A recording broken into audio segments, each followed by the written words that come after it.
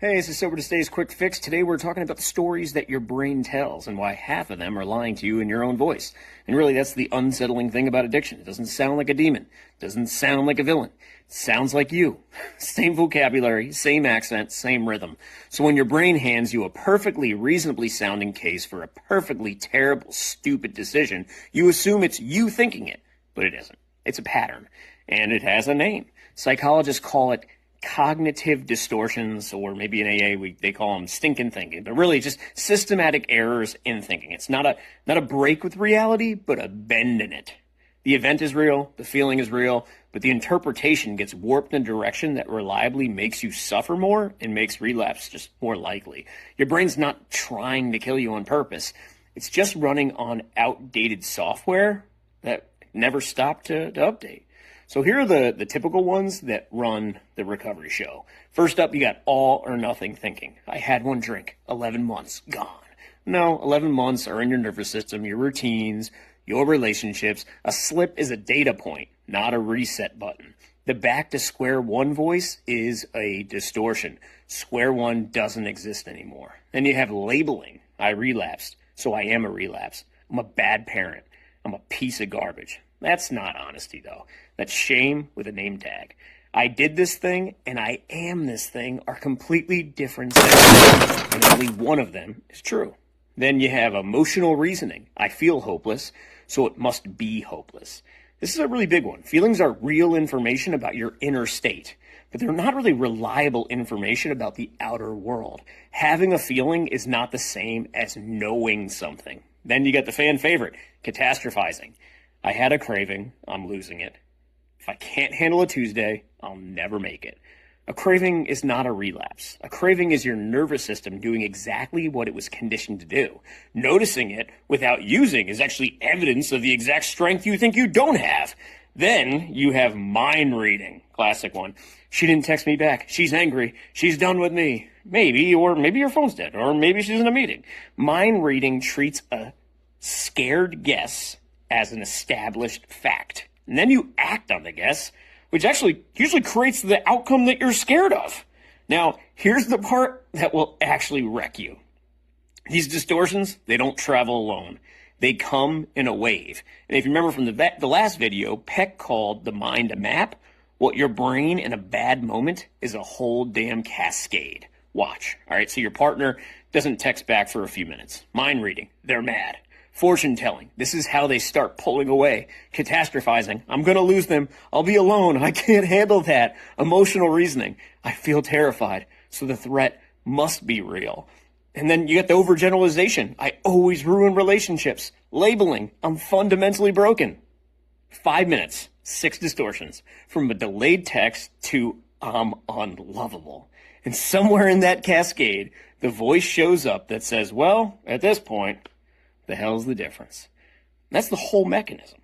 It's how it works. And it works in your voice, so you never see it coming. You're blindsided. So how do you fight back? Well, with something older than therapy, older than CPT, really older than recovery itself. Logic. All right, my boy Aristotle, he didn't know about dopamine, but he knew what it looks like when a mind is working properly. And he gave us laws for checking them. 2 of them are the relapse proof if you actually use them. First, you have the law of non-contradiction. It's 2 opposite things can't both be true. All right, so I have this under control and I need it to feel normal cannot both be true at the same time. Control means you don't need it. Needing it means it controls you. Pick one, because the universe already has. Then you got the law of excluded middle. And that is at a decision point, there's no third option. You will have the drink or you won't. It doesn't count is not a category. Just this once, it's not a location. You're standing on one side of the line or the other. And your addiction, man, it loves the middle because the middle is where it hides.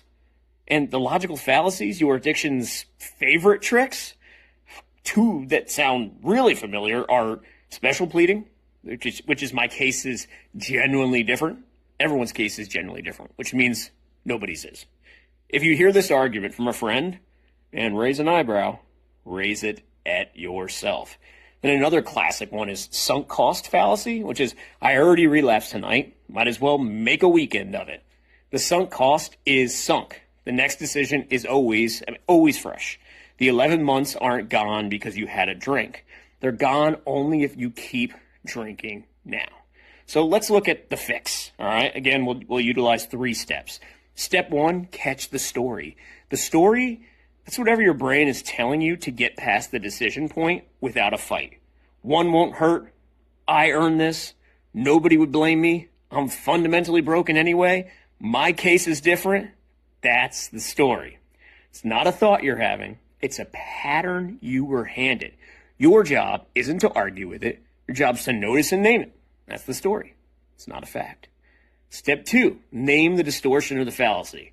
And you got to get to know them a little bit, so this could be tricky, but start to see the patterns. Don't argue with it, classify it. That's catastrophizing. That's mind reading. That's special pleading. That's sunk cost. Naming the move is half the work, because the second you see the shape of it, it stops being you. It goes from this is how I feel to this is a pattern I'm watching. You don't have to win the argument. You just have to not be inside it. And then step 3, ask the fact-check questions. Every distortion has a question that dissolves it. Am I describing a fact or predicting one? What's the actual evidence for what I think they're thinking? If a friend said this to me, would I find it convincing? What does my full history say, not just the convenient part? And you don't need a million questions. You need one, the one that fits. Because here's the thing about cognitive distortions. They can't survive contact with an honest question. That's the whole trick. They only work when you don't check. Your addiction speaks in your own voice, but it doesn't own your voice. The part of you that can notice the story, name it, and ask one honest question. That part is still yours. It's been yours the whole time. Every story you catch is a draft your brain wrote that never makes it to print. Catch enough of them, and eventually your brain stops sending them up. Not because you got stronger, but because you stopped believing the story. See you soon.